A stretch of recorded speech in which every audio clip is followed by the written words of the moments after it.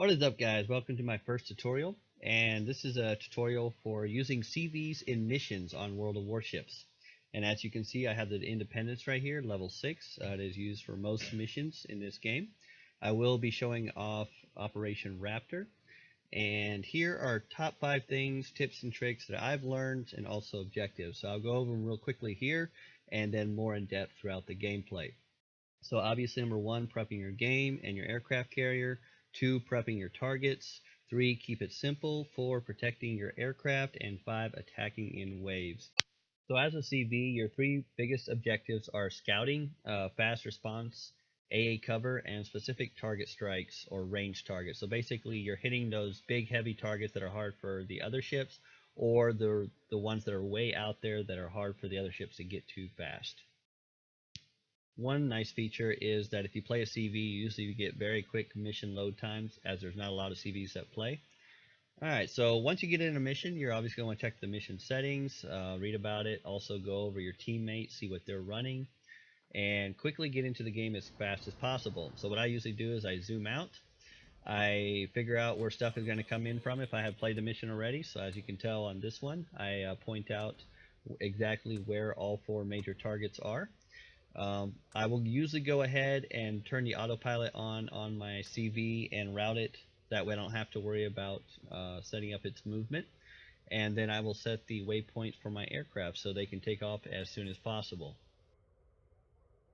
So as you can see right here, we have in this mission, we have 2 CVs that we need to take out to get 5 stars. And then we have 1 battleship at the beginning and 2 at the end. So my main goal is to take out those heavy targets as much as possible and let the other all the other ships for my teammates. Obviously, as a CV, you can't do everything, so don't try.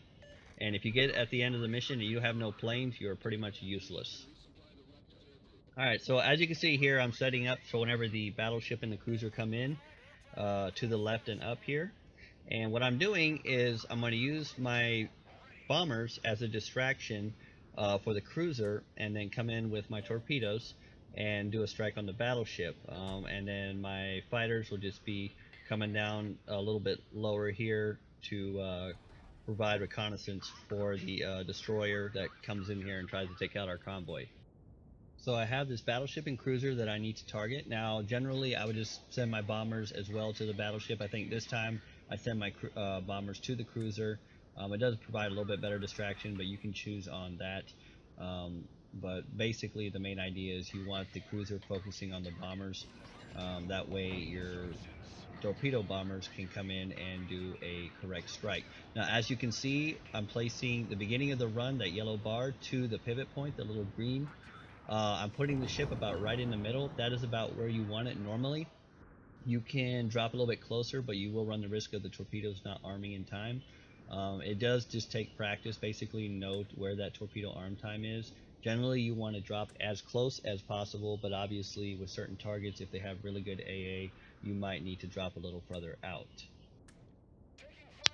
Alright, so as you can see, I moved on to the second objective. I let my teammates finish up on the first objective, and I immediately brought my fighters down here first, and I did always do that for a purpose or a reason. If I'm going against CVs, obviously you do not want to have fighters on your tail when you're trying to drop. So defensive fire and fighters, enemy fighters, will make so your accuracy will go way down. So it'll increase the spread, it'll increase or decrease your ability to be able to actually hit the ship.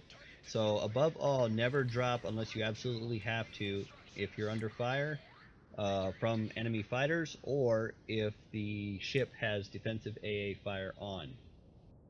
And that is one reason I will always run my fighters or bombers over cruisers if they are in the way or too close to my targets ahead of time, to try to get them to pop that AA fire and then let it run out, and then my strike aircraft can come in and do their job.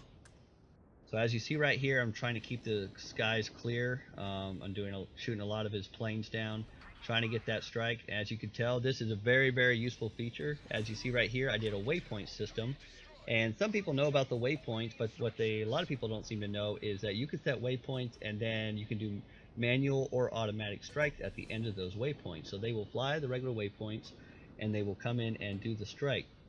And this is very, very useful because I see a lot of people, they will fly their strike aircraft within AA range of the ship, and then try to come around and make an attack. And meanwhile, all the time taking AA fire, what you can do, if not just for strikes, but even just getting around the map, is you can route your planes around or through the enemy. And this is very, very useful. Or even returning home is also a big one. A lot of times, a lot of planes are shot down and return home from your planes going over enemy ships. And if you just take like 2 seconds to see what the route will be, you can go ahead and route them around it. So as you can see right here, I'm going for the third objective. Once again, bringing my fighters in first and taking out his fighters.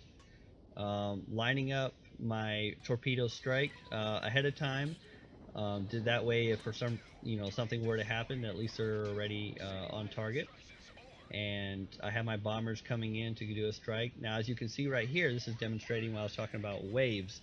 So I want to get my bombers in to hit them in a wave, hopefully start a fire, hopefully get them to pop that repair, and then by the time he pops that repair, my torpedoes will actually have hit him, and hopefully if I get a good torpedo hit that allows him to take on water, and he will start sinking.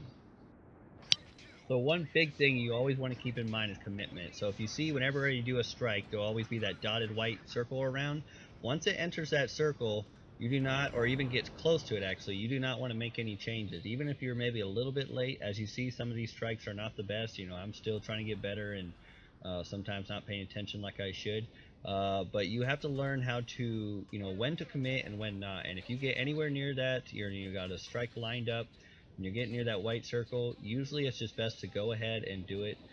Generally, you will get too many planes shot down, or it'll just mess you up too much if you try to circle around constantly and get a better angle. As you can see right here, I am flying my fighters, what's left of them, over these two cruisers and battleships, trying to get all of their defensive fires triggered. That way I can come in with my strike aircraft later. You can also box and highlight, multiple sets. There are shortcut keys, F and all those. So your biggest ones are going to be your Shift, Alt, and F for your aircraft carriers. That will really help you. And then using your mouse, obviously, to line up your angles. Now, I will show off some manual bomb strikes here. I, for one, am not a huge fan of taking the time to do manual strikes with bombings. I very, very rarely get that much more damage, especially on low CVs.